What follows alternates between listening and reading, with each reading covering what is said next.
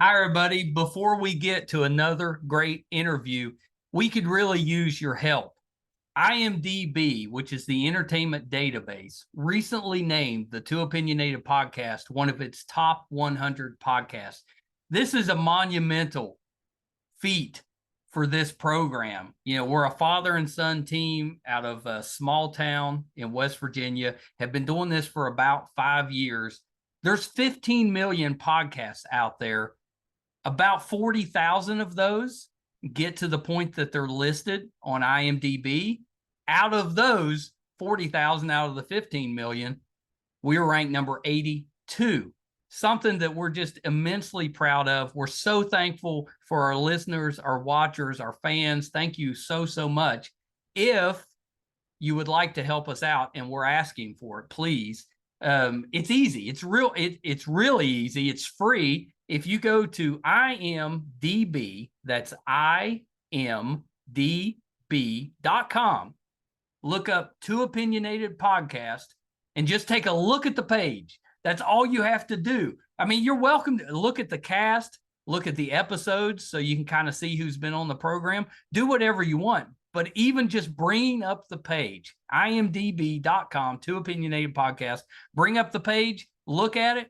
That helps us so much. So please, if you can do anything, we would really appreciate that. Our YouTube channel is MeisterCon Pod.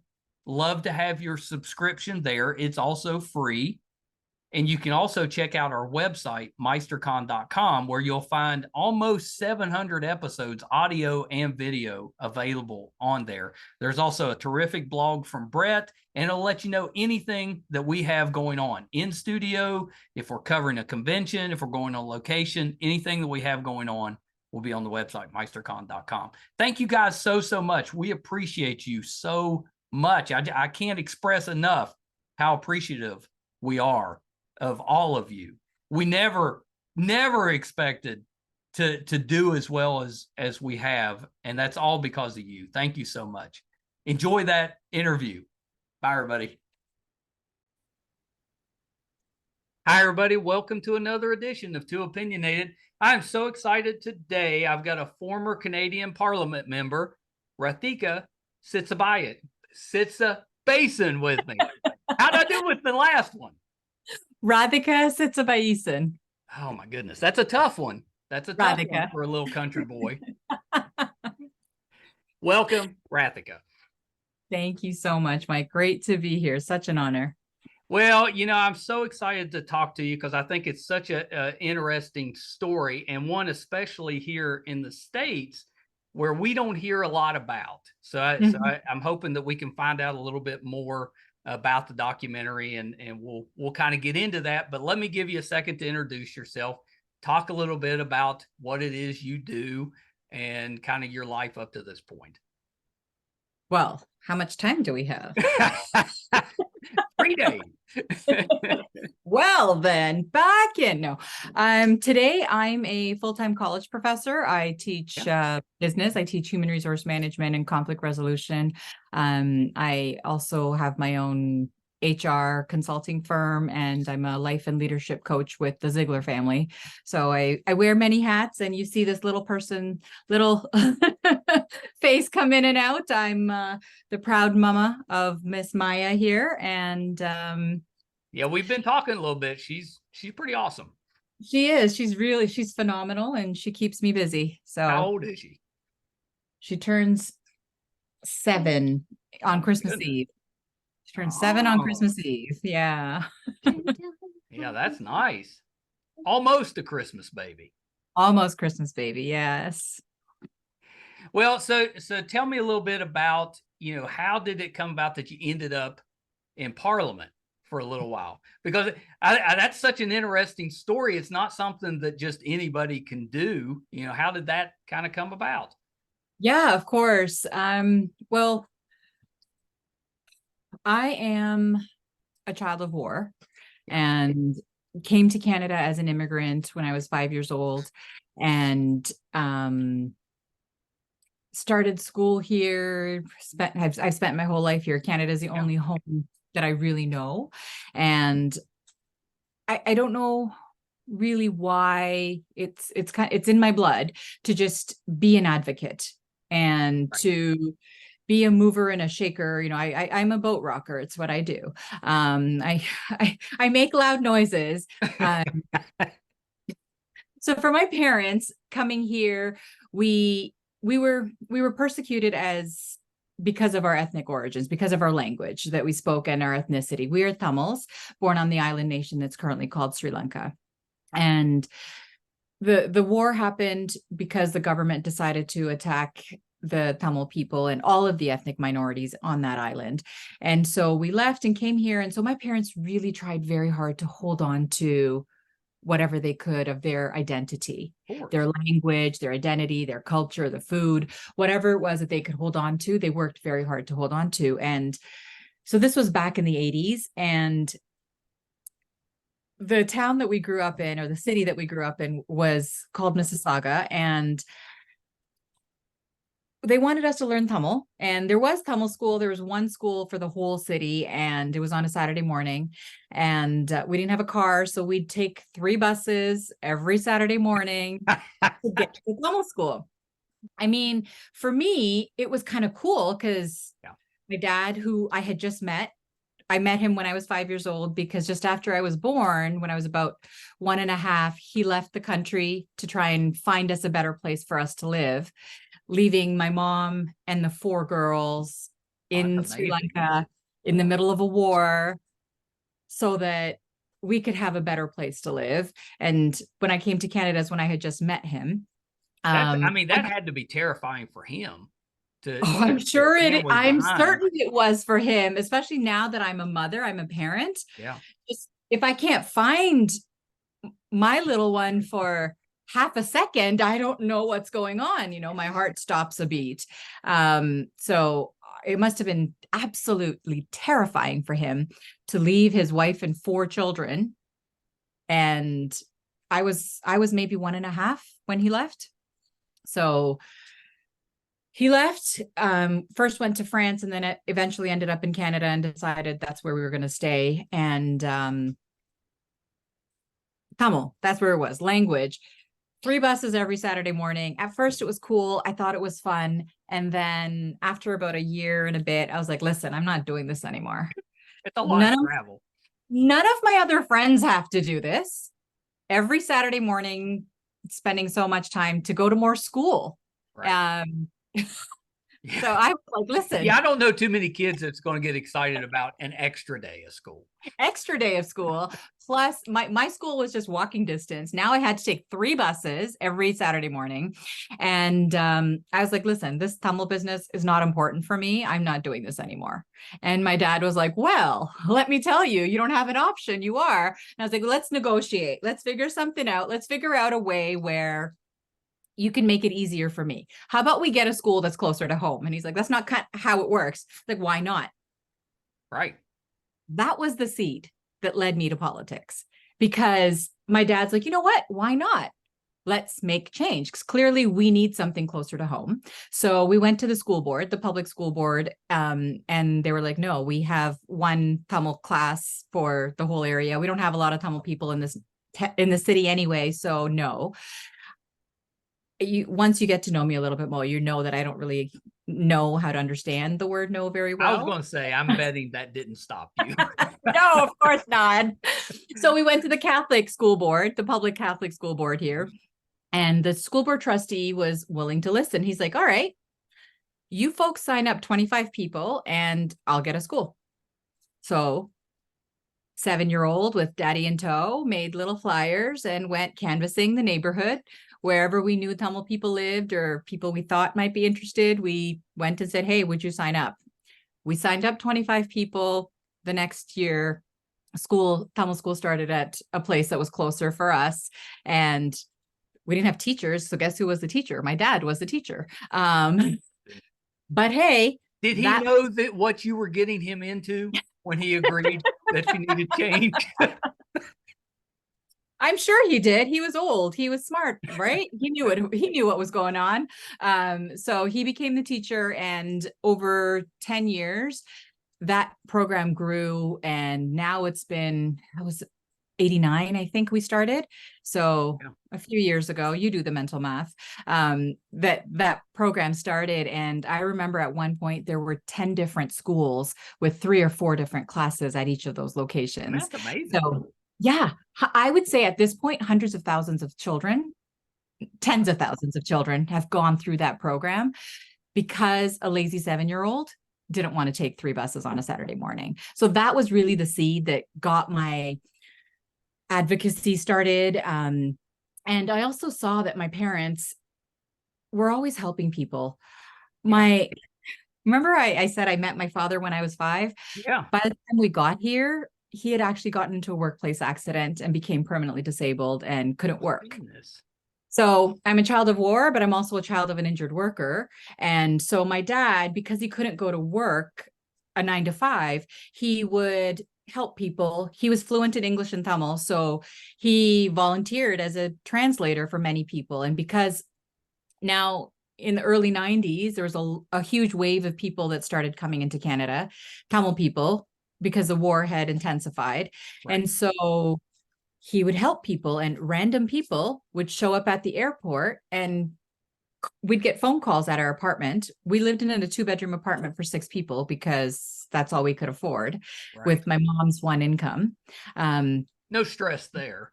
No, absolutely no stress. My mom went from being a homemaker, a housewife, and had a tailoring business because she was very entrepreneurial, to now being the breadwinner, working in a warehouse, picking and packing hockey and baseball equipment. So, all the Cooper stuff and for baseball, of course, my mom picked and packed all of that in the 80s and 90s. Tell her I said thanks, because I was probably using some of it.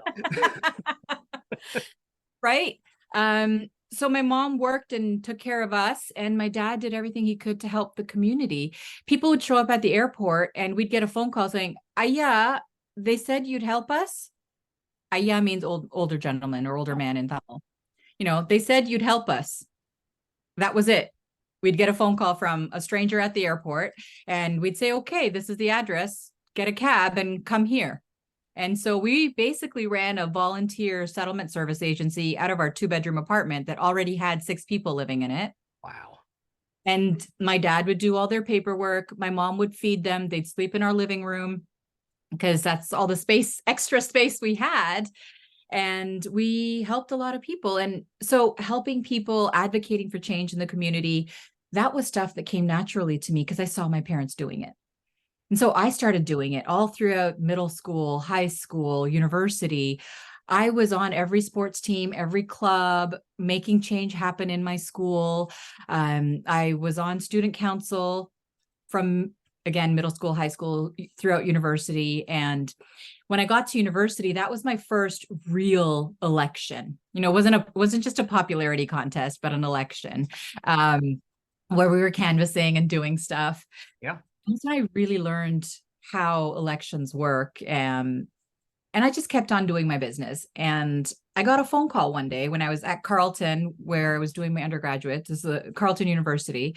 I got a phone call saying, "Hey, so we've done some testing around, some surveying around Scarborough, and you have really good name recognition. Would you consider running?" I'm like, "I'm sorry." What? At this point, I think I was a 22-year-old. Oh, wow. Yeah, I was a 22-year-old. I was the vice president of the Students' Council at Carleton University, and I got a phone call saying, "Hey, would you run for federal office?" I was like, and would you run representing the NDP? At that time, I was thinking, the ND what? Because I didn't know this political party. Sure. Let me be completely straight, right? At that time, new immigrants were coming in. They knew either the Liberal Party or the Conservative Party in Canada, because at that time, Brian Mulroney was the prime minister, it was a Conservative government. So that's who's in government. So people know that party, or the Liberal Party, because it's a pendulum, right? Like in the States, you folks go back and forth between the Democrats and Republicans, because you don't have anything.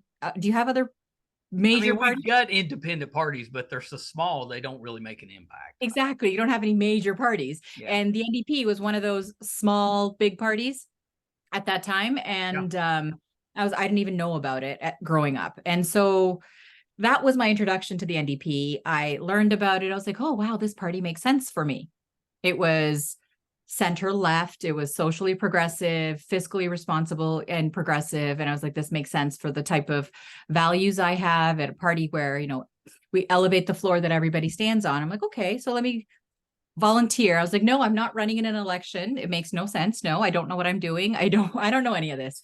And I figured that at some point, if I were to run in the election, I was like, how would I do this? Because I used to be a news junkie with my dad. That was our bonding that we did. We'd watch the news and get angry about what's happening in the world. But when I have done that once or twice in your life, you've done that. All right. So you understand. But when I watched the TV, there was never anybody, I never saw myself on the TV screen. I'm a very young woman, brown skin, growing up in poverty. Yeah. And trying to figure this out, right? Everybody I saw on TV was old, white, man. Yeah, they probably look like me. Maybe, hair too, maybe, rich. And they were probably all doctors and lawyers, right? Because politicians were mostly doctors or lawyers or whatever is how I saw it. And so I was like, this doesn't really, the math's not going to work. The only thing that'll work is that someday I'd get old. So I figured I had to wait until I got old to even maybe do this politics thing.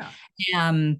But so I was like, this is not a thing for me. And I just kept on keeping on, right? Doing my thing in the community, making changes everywhere I went. Not because change for the sake of change, but because we galvanized people who recognized that change was needed. And I was pretty good at organizing and learning the system and then figuring out how to make change within the system. So I kept on doing this. And then in 2007, I believe there was another election. Yes, in 2008, there was an election. I was just volunteering again.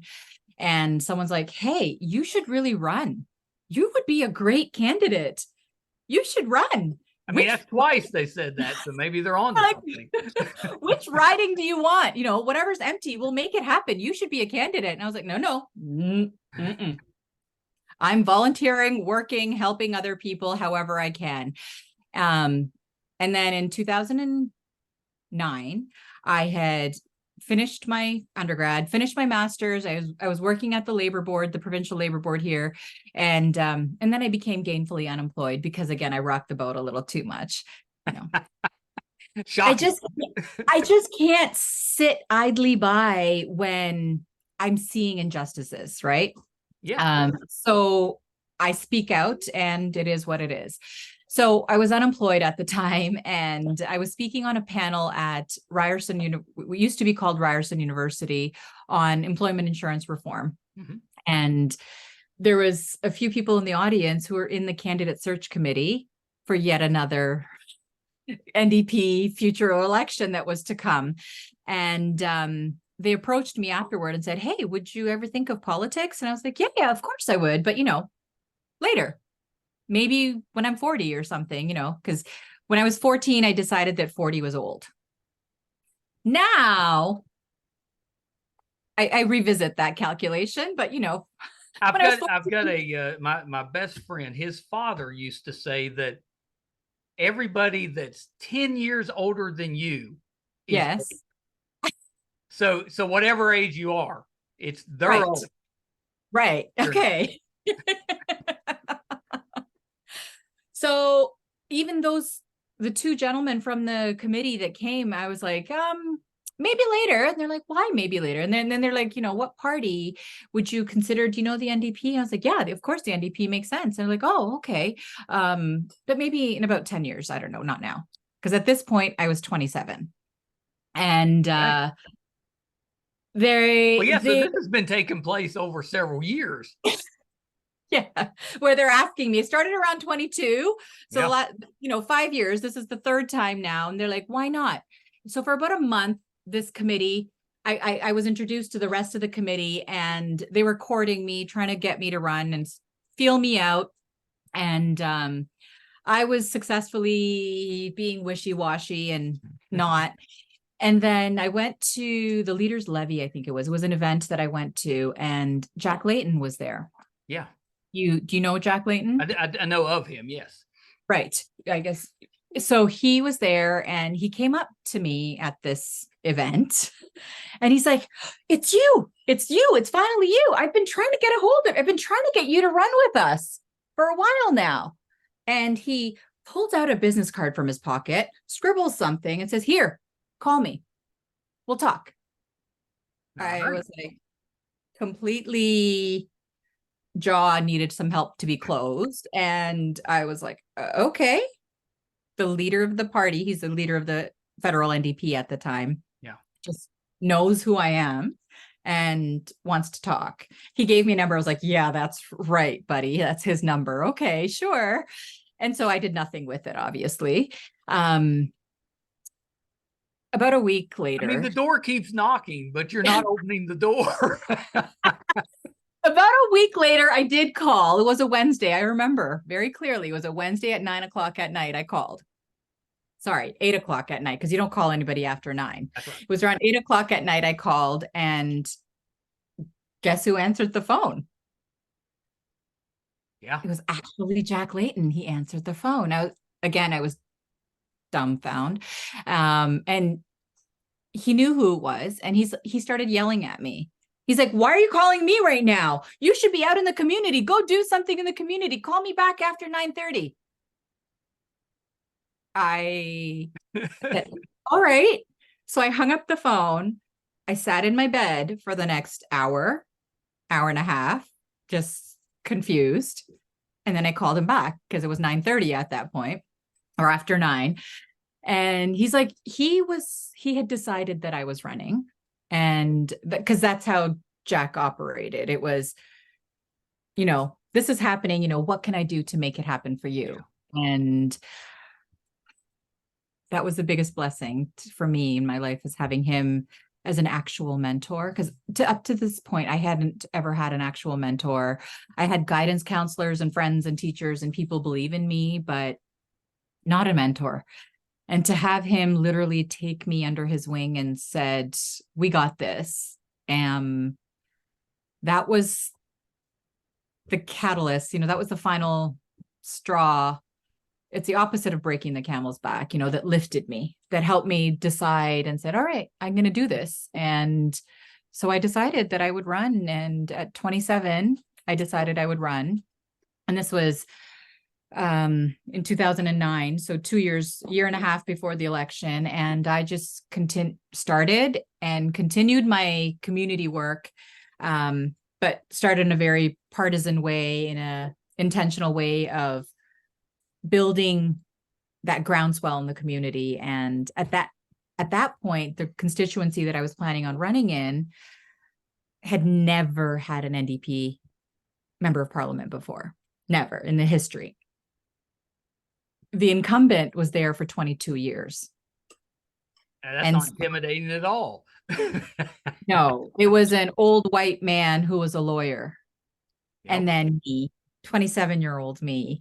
And so I knew that I had to be me. And that meant I had to connect with people on the ground. I had to talk to the people who were ignored and not really being connected with or listened to. And so I knocked on every door and started going to more community events. And I was already living in the community that I was going to be running in at that point, and just organized to the point where I remember hearing about the incumbent kind of laughing at me and saying, what does she think she's going to do, kind of deal. And I answered to myself saying, win this election is what I'm going to do. Right. And the Friday before the writ dropped on Monday, he announced that he wasn't going to be running. Really? Did he just see the writing on the wall, or was there something else going on? I can't speak for somebody else. Yeah. Yet he was very active during the campaign for his person that he had put in place, or his replacement, I guess, the candidate who ran in at that time. He was very involved in that campaign, but he didn't run, and which really helped me as well, right? Because I wasn't running against an incumbent anymore. It was a brand new candidate. I mean, it almost seems like it was meant to be, because stuff just started clearing out of your path. Exactly. So it made sense. So this was in end of 2009. Yeah. Earlier in May of 2009, that is when the massacre of Tamils had happened on the island of Sri Lanka. So this May of 2009 is when. Let me ask you, what kind of brought that about? I mean, I realize there was a war, but was there something about that time period that brought, that to a head at that time? I think it's just the government of Sri Lanka noticed some weaknesses in the LTTE's forces. Yeah. It just became a time when they could have an advantage, and they pushed forward, and the LTTE was losing ground, and the Tamils were pushed into a strip of land in the area called Mullawaikal in the Venni region. And it was basically the Venni region was the last region to stand, and kept getting smaller and smaller and smaller until it became a strip of land. Wow. About 2 kilometers ish, where. Yeah, that's not very big. Hundreds of thousands of people were.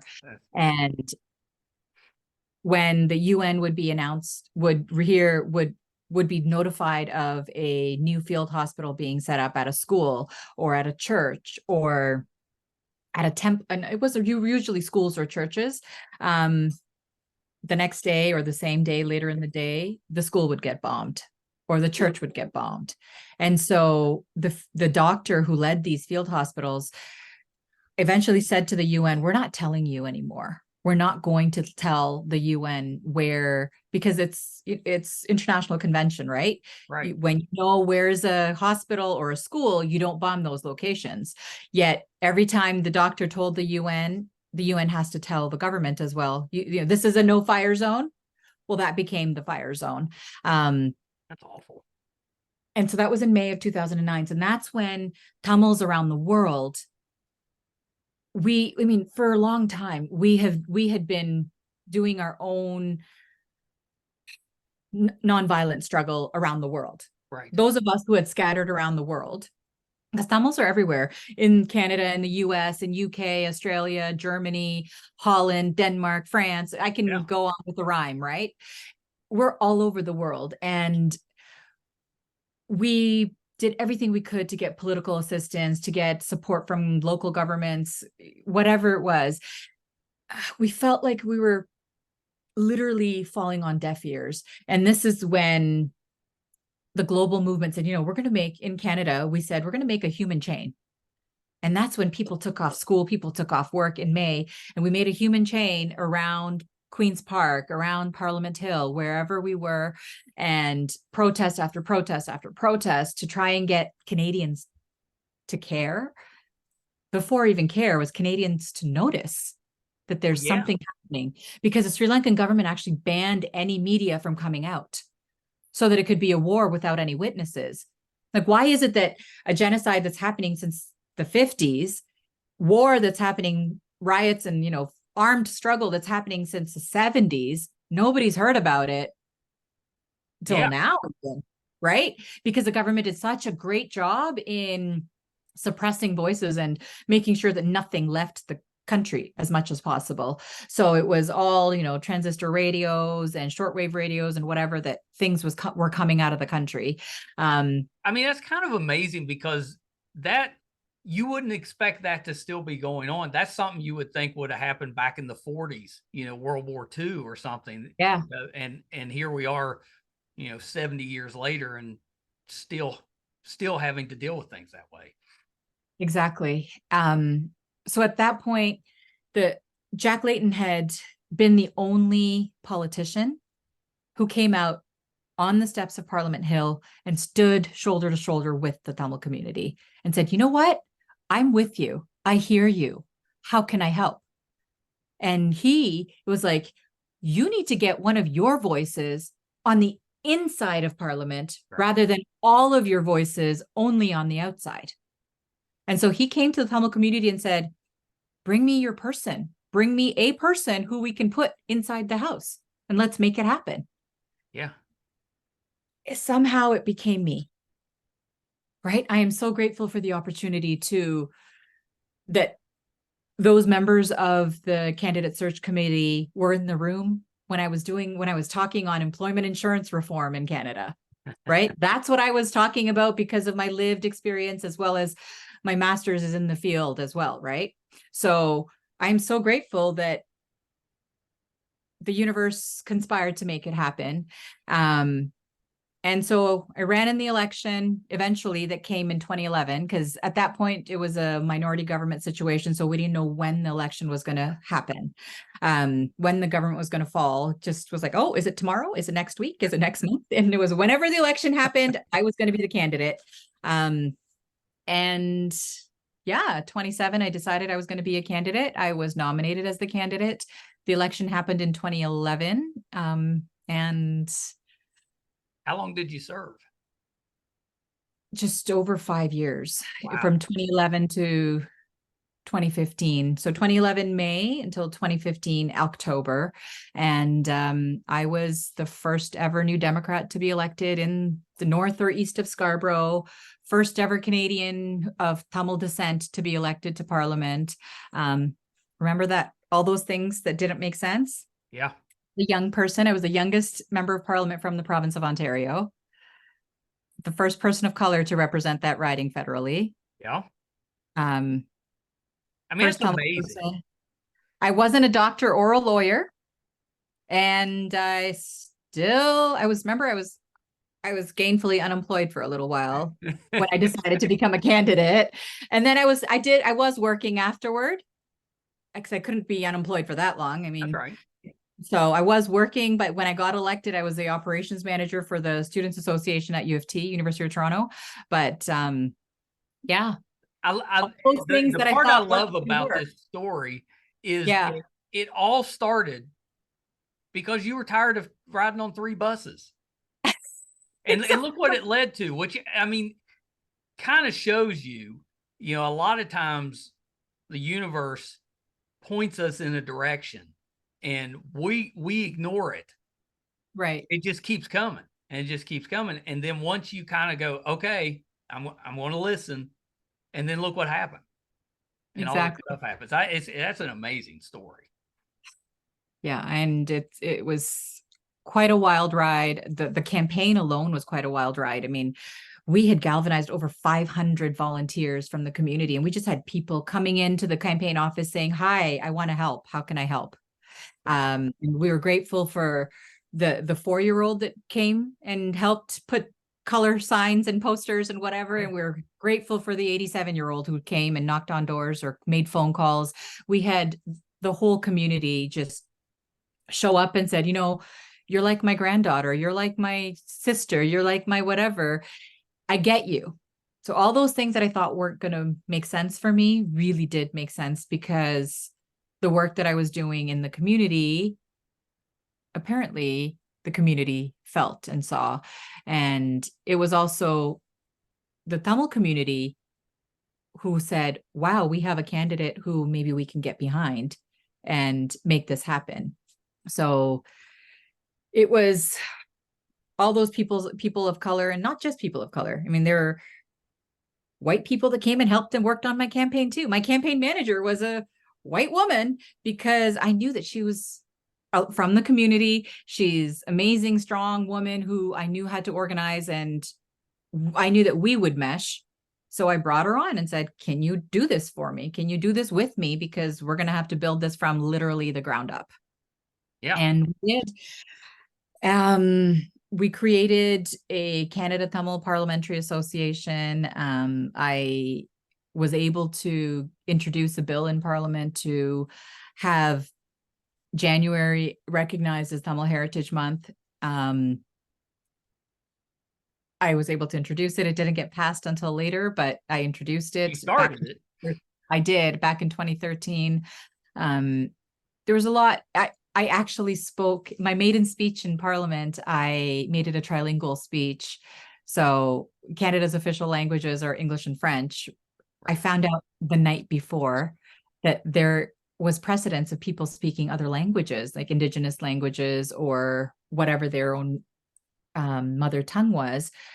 So the night before, at 2:00 in the morning or whatever, I translating, practicing, writing piece of my speech in Tamil as well. So I made my maiden speech a trilingual speech because I could. And it was just such an amazing moment for me to be able to remember what the 7-year-old didn't care for so much. Yeah. It came back in, oh my goodness, tenfold, millionfold for me to be able to read and speak and Then hear. you were probably pretty happy you went to school. Yeah. Oh, I was ecstatic that my parents pushed it on me to learn the language, because for my mother tongue, the reason that I was shot at as a 5-year-old, the reason that I was told that I wasn't worth to live, was able to be spoken in the hallowed halls of Parliament. I mean, that kind of chokes me up. Wow. It's quite the privilege that I've been able to experience. And I'm grateful for every single person who has come on this journey, whether I know them, whether I've met them or not, because I know that so many people have helped, even from the way back, without ever having met them once in my life. Yeah. So many people have helped. I'm so grateful for that. So while I was an MP, I decided to travel to Sri Lanka. I had never been. It was in 2013, 27 years after I had left Sri Lanka as a 5-year-old, was the first time I was planning on going back. I didn't tell my parents. They didn't know, because I knew that if I had told them, they would stop it. Well, yeah, of course. Yeah. Yeah, any parent would, I think. They knew they would have stopped. They would have done everything in their power to stop it. So I applied for my visa, booked my tickets, had everything ready to go. Didn't pack my bags, obviously, because I was still living in the same house. Well, I wasn't living in the same house with them, but yeah, I was living in Scarborough. They were living in Mississauga, but my dad came and stayed over at my place at least 2 or 3 days a week. So I felt like I was still living in the same place as them. And 3 days before, I was like, okay, I need to tell you folks something, sit down, let's have a chat. I don't remember what day it was, 3 days from now, I'm going to be going to Sri Lanka. And they're like, what? No, you're not. I am going to Sri Lanka. Is it an official trip? You have, is it a government trip? Whatever. I was like, no, I have a visitor visa. I'm going on my personal passport, not the official passport, not my special passport. And I'm going to be going to Sri Lanka for about 2 weeks. That takes a lot of courage to do that. That's especially because I know your parents were barking at you not to go. Oh, absolutely. They're like, no, you can't do this. And I was like, it's happening. And I think over time, they've probably figured out with me that if I'm doing it, it's going to happen. And so they're like, okay, well, we'll start praying now. Yeah. They're very, very, they believe strongly that my mom is extremely pious. And she's like, okay. So she started praying. She literally did like around the clock prayers. And this is leading into making this film, right? Yeah. So I think, but a week or maybe 2 weeks before I left, I had called Ryan, who's the producer of the film, producer and director of the film. I was like, hey, buddy, I'm going to go to Sri Lanka and I want to capture some footage. You know, what point and shoot camera should I buy to take with me? Because I have just a random, picture camera, and I figured I should take something else. It's a digital one that'll be better to capture some stuff. So I have some evidence, documentation of me going there, and I wanted to see the remnants of the war with my own two eyes, because I didn't everything I had seen was photos of other people or heard stories. I'd never seen anything with my own two eyes, like me literally being there and seeing it. So he's like, well, you can buy this camera, that camera, whatever. But hold on a second. Can you afford an extra airplane ticket? Because you can just take me with you and I'll just bring my stuff. There you go. I was like, oh, okay. Yes, let's make that happen. Because then now I don't need to figure out a camera and you know what you're doing. And I was like, all right, let's go. Probably not terrible to be traveling with somebody either. Yes, and a man too, right? Yeah. I mean, of course, I did make arrangements with people in Sri Lanka so that I would never be alone. Right. Still. So I was like, all right, Ryan, let's put you in my bag and take you with me. And I didn't fully prep him, but he basically had said goodbye to his wife and children, just in case. Yeah. Because you're going into a war area. At this time, officially, the armed struggle had ended officially, because remember, in 2009 is the end of the war, as it's called. There wasn't any more shooting and bombs and guns anymore, but it still continued. That's right. There was still ongoing oppression, discrimination. Military bases were being set up all over the country, especially in the north and the east of the country, at rapid rates, where now I think it's a ratio of 1-5 military personnel to civilians in the north and east. Wow. Why do you need one military personnel for 5? You don't, especially, including babies. They count. Because, they're going to come attack this military people en masse. Yeah, they took over the entire coastline, basically, and made it all military bases so that nobody had access to a coast. So it was still a scary place. Sure. Land grabs were continuing. People were literally, their homes were, this is now military space. Thank you. Bye. And a lot of the arable lands were also being taken away, because then you can't have industry. Oh, right.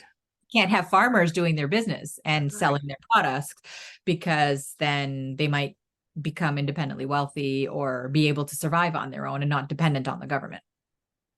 And a lot of the coastlines were taken away or controlled, so fisher folk weren't able to they couldn't practice their trade as well. So people's livelihoods were being taken away, their lands were being taken away, and access to schools and this and that, everything was difficult, because a lot of them were bombed down too, right? Things needed to be rebuilt from literally the rubble up. And priority wasn't going to be given to the north or the east. It was going to be from the capital city in the southwest. Yeah. In this government controlled areas first. Well, the whole country became government controlled, or whole island became government controlled.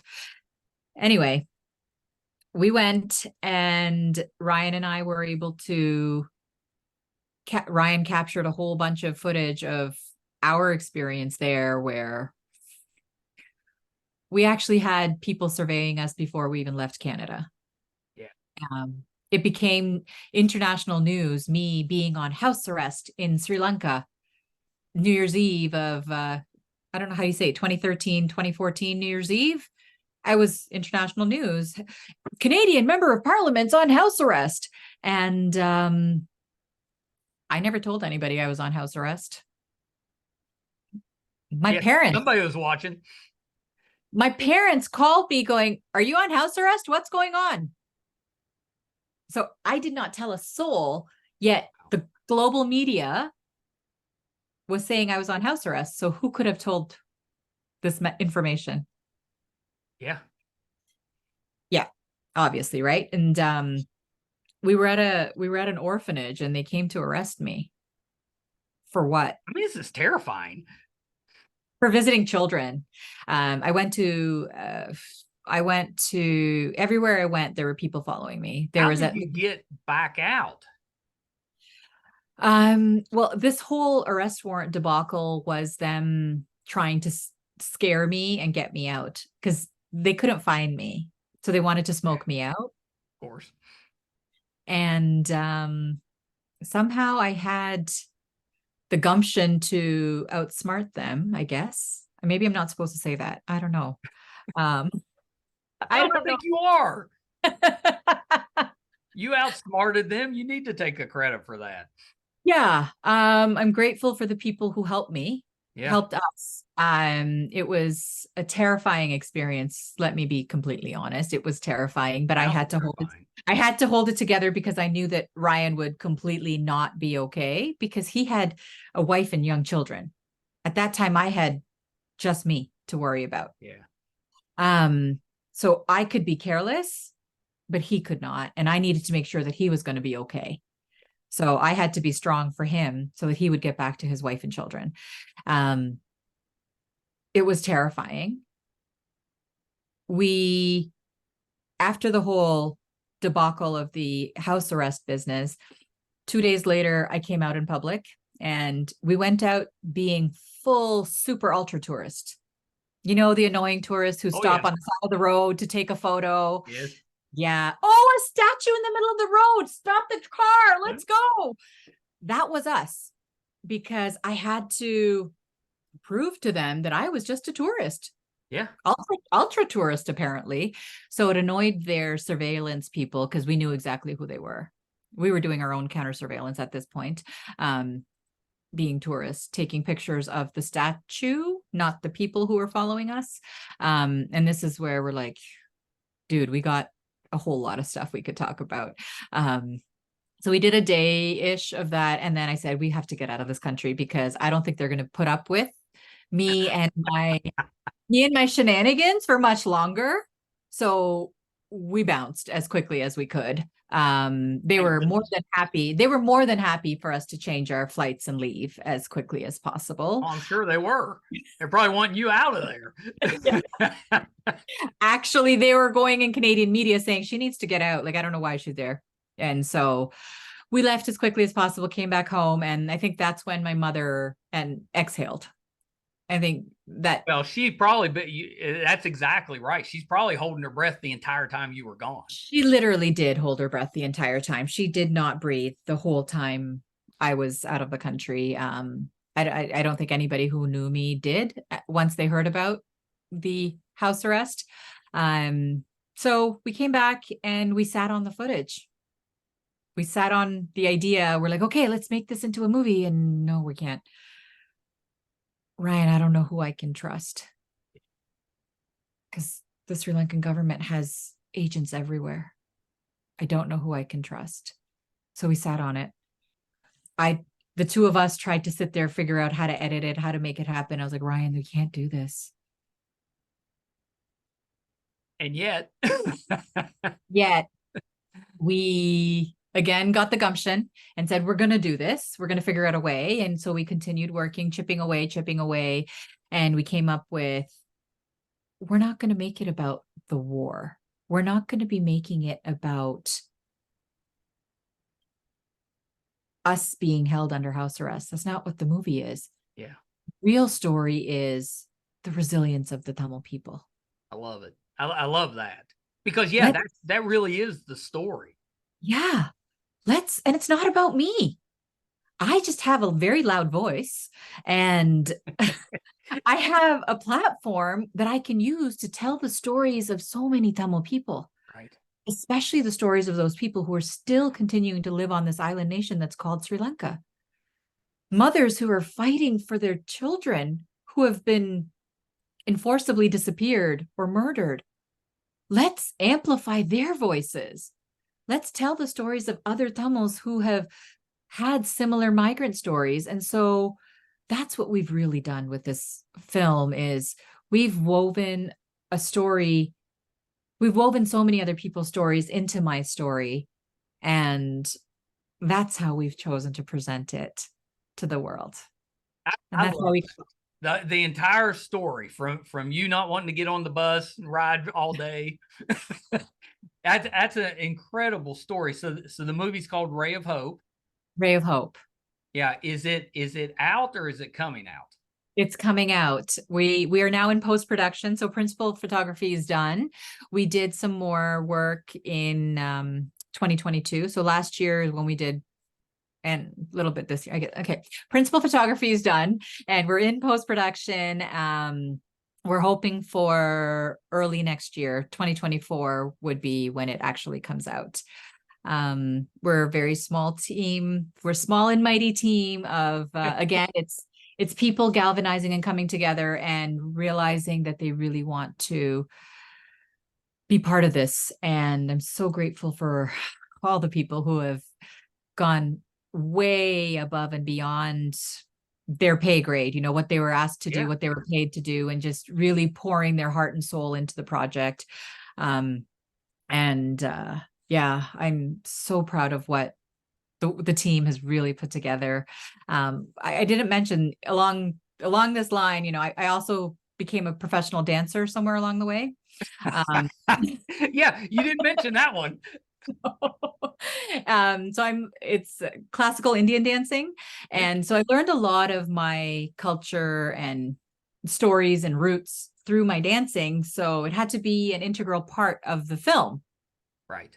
So we got some music made and choreographed some pieces to help be some of the imagery to go along with some of the stories that we've told. So we've woven stories, my story, other people's stories, and dance. And you also met one of the other featured people, Miss Maya, who's not here anymore.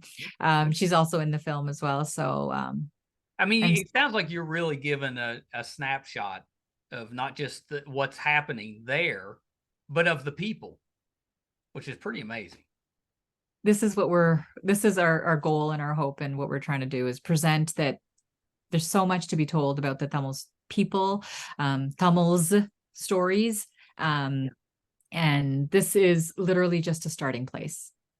I'm not saying this is the story. I'm saying what we're presenting are just a few stories.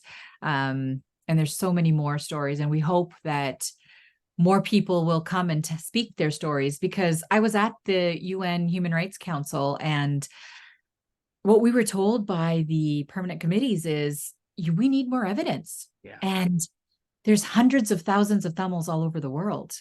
If all of us actually documented our stories in whatever way possible, it doesn't have to be a feature film.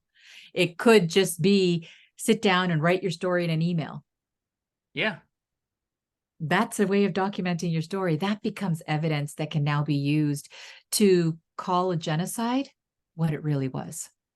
Yeah. Right? You can actually start putting some fingers pointed at it, some eyes on it. We've already started. There's a global group of volunteers. Again, all this advocacy work that we're doing is done by volunteers.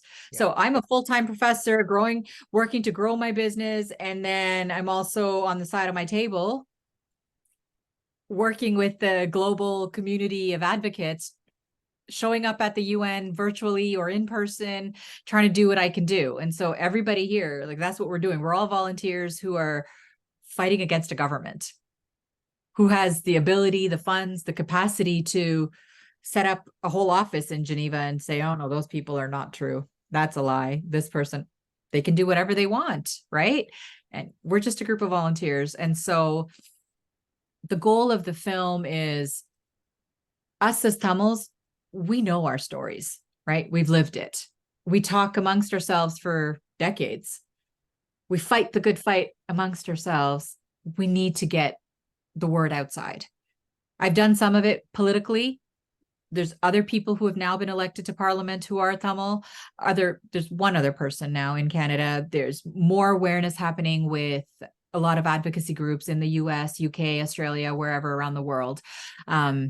We figured this is another avenue for us to grow awareness to the masses outside of the Tamil community.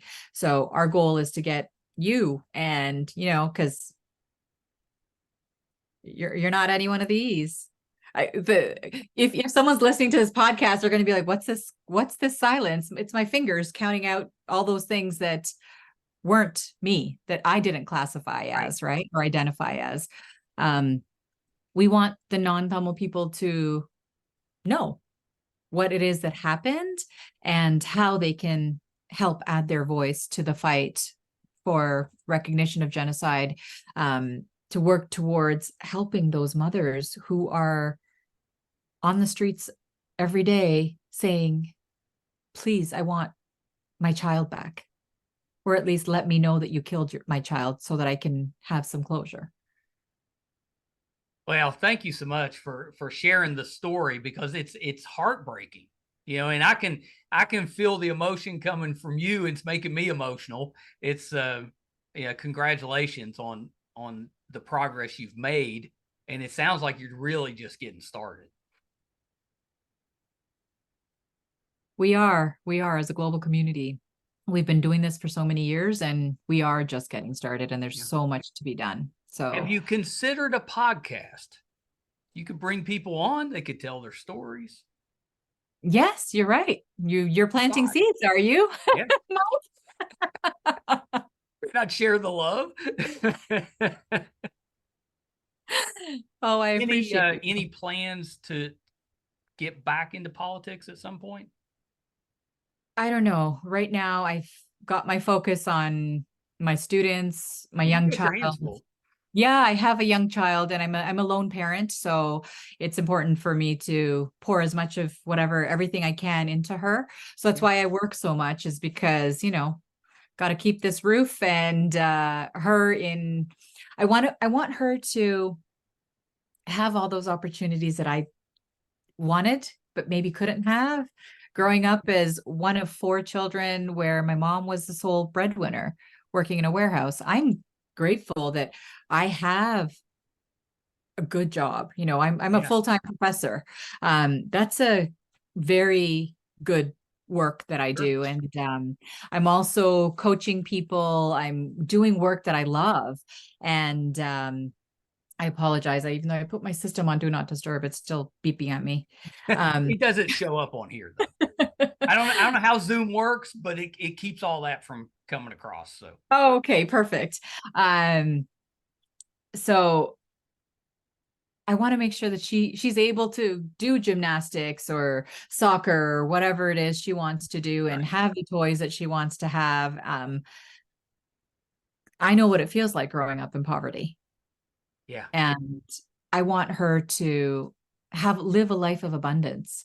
I'm grateful to be living a life of abundance on so many fronts. And I know that I need to be helping as many other people as possible. So that starts with my child, yes, and everybody else that I can, who I'm able to help. If that's with my voice, if that's with my money, if that's with my organizing skills, if that's with my conflict de-escalation skills, whatever it might be, I know that my purpose in life is to help as many other people as possible live their best life. Amazing. Well, I think that's a terrific place to end. And thank you again for coming on. You have to come back and give us an update when the film's ready to come out. Deal. Yeah. I'd be so grateful to do that. Yes, absolutely. Yeah, this has been educational for me, but also kind of hard to hear. It's emotional, and it's upsetting that we're still, and it's not just there, it's all over the world, that we're dealing with that type of conflict, and there's really no reason for it. Agreed. There's really no reason for any one human to think that they're better than another, and to tell a 5-year-old or any other human that they're not worth living. Yeah, it's terrible. It's terrible.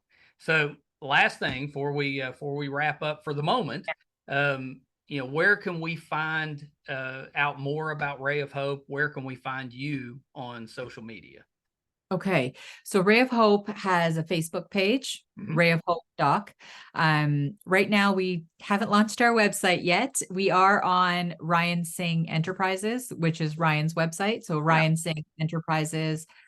I'll send you the details so you can put it in the show notes, maybe. That's perfect.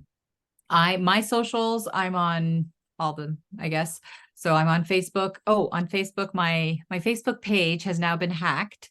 So you have the one that has 40 something thousand followers. That's not me right now. The police are working on recovering that for me. But there's another one that has maybe 5,000 or whatever followers. That's me. Just Rathika Sitsabaiesan. I'm on Instagram at Rathika Sitsabaiesan. It's just Twitter, Rathika S. It's literally my name is all I am. I'll send you all the details. Yeah, it comes right up. When you put your name in, it comes right up. Well, please do come back, keep us updated. You know, I want to hear more of the story. Amazing. You got to come see the movie when it does come out. Oh, I'd love to. And my wife's been to Toronto many times and loves it. And I've always wanted to go. So I need an excuse. Absolutely. Why not come up for a Ray of Hope? Yeah, why Who not? knows? I don't know where our world premiere will be. Let's get us into the film festivals. Yeah. Oh, I think you will. I think you'll do really well at the festivals. It's such a compelling story. I think it's going to do great. So thank you again, and let's do it again here down the road. I'm so ready and excited to chat again. Yeah, thanks so sure. much. You're so welcome. Okay, hold on one second. Right. Yeah. It's a real honor to be able to talk with Rathika about this whole issue. It's just terrible, and she did such a great job going through the entire story, and I just tried to stay out of the way. That was amazing. One of my favorite interviews I've ever done. I enjoyed that so much. I hope you did as well, and I hope that you were able to gain something from it. Please, if you're able to help, even just educating yourself about the issue is a big help. So please do that. And let's continue as a people to work on improving those relationships within and without countries. Just amazing. Thank you guys so much. I know we ran just a little bit long, so I'll spare you my usual spiel. Appreciate you. Please spread the word on Ray of Hope. It's coming soon. Can't wait, and we'll definitely bring her back to discuss again. Thank you guys so much. Till next time. Bye, everybody. Hi, everybody. I'm once again here to ask for your support. It's been a big year for the Two Opinionated podcast. Back in February, we got to live out a dream, moderate for William Shatner here in our hometown. In May, we passed 100,000 downloads on our YouTube channel, and we followed that up in June with 50,000 downloads on the audio side. We recently posted our 600th episode, which is pretty good volume for just a father and son operation. Not too many podcasts can keep that volume up. We've been doing this now for 4.5 years, 600 plus episodes. We recently hit 1,000 subscribers on our YouTube channel, which is a really big deal for us because we've always gotten the views, but have struggled to get people to subscribe. So that 1,000 was a big deal for us. And best of all, we were recently named one of the top podcasts on IMDb, which is the entertainment database. Those that are ahead of us, we came in at number 82. Those that are ahead of us are bigger companies like Disney, mostly Marvel, and Joe Rogan, that type of podcast. So for us, being just a small West Virginia father and son podcast, to be in the top 100 out of 15 million, it's a pretty big deal for us. So thank you for everything you've done for us so far. Got a couple little ways, though, that you can help us, and they're free, and they're really easy. If you haven't checked out our YouTube channel yet, please go to YouTube. It's under MeisterCon Pod. just hit subscribe. It's free, doesn't cost you anything, really helps us a ton. And maybe even more important, if you could go to imdb.com, look up the Two Opinionated podcast, and just look around the page. Just having that traffic on the page really helps us out. So that's a couple easy ways that you can support us, even if you're not listening or watching all of the time. And we want you to listen and watch, because I think that our guest list, I would put up against anybody, any other show, podcast, anybody out there. I think our guest list holds up. So please check us out. You probably will find somebody that you like, or maybe somebody that you didn't know you liked, but kind of discovered them on there. There's tons of that. If you're into music, we have that too. If you like books, we've got authors on there. If you're more into what goes on behind the scenes in the entertainment world, we've got producers, directors, video artists, anything you can think of that happens behind the scenes, we've had them on the show. So definitely check us out. Thank you guys so much. Until next time. Bye, everybody.